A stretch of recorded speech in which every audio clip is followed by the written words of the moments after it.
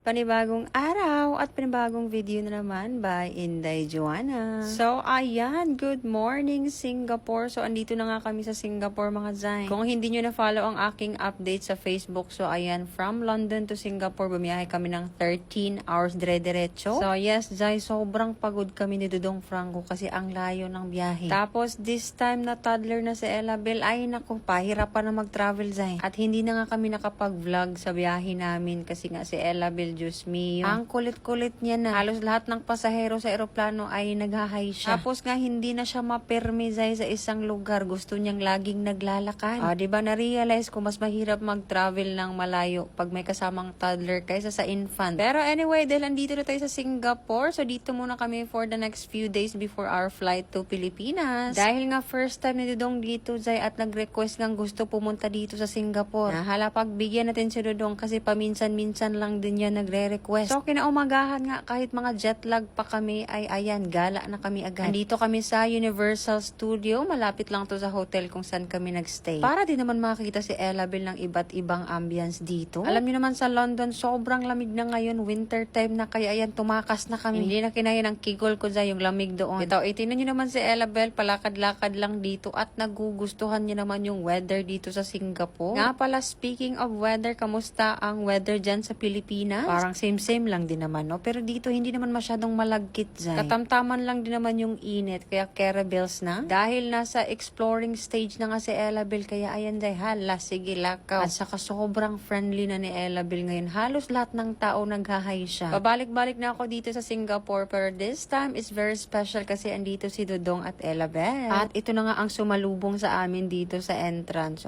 Diba? Ang ganda, Zay. Malawak. Pati si Mama Inday, ni balik pagkabata. At andito ngayon mga favorite na Disney movies ko, no? May mga Shrek, Minions, mga Princess, at iba't iba pa. Ito talaga yung first time na proper explore ko dito sa Singapore. Kasi dati more on the city ako gumagala. Anyways, moving forward, andito na tayo sa palasyo ni Shrek. Ni Shrek at Fiona. Tama ba yan? Uy, tingnan nyo naman, ang ganda-ganda, diba? Talagang napapasabi si Inday Joanna ng healing my inner child as well. O diba? Tingnan nyo naman, ang ganda! Tapos yung reaction ni Ella ay naku, grabe. Napaka-appreciative pa niya, Jay. Sabi niya, wow, thank you. Nagaganon no siya. Napaka-sweet niya talaga. At dahil yan, very good ka, Ellabel. So, napagod na nga kami kakaikot-ikot at lakad dito. So, dito muna kami tumambay para kumain. Bagong favorite ni Ellabel, si Shrek. Turo-turo niya na si Shrek, Jay. Hindi na siya mapirme. Ala, sige diha doong laban. While nag-aantay kami ng order, so ayan, dyan na muna yung mag-ama ko. Nga pala, dahil jet lag nga kami, no, hindi kami makakain ng maayos. Pati yung routine ni Ellabel, Jay, ay wala na. Tapos nga pala, meron silang show dito every 30 minutes.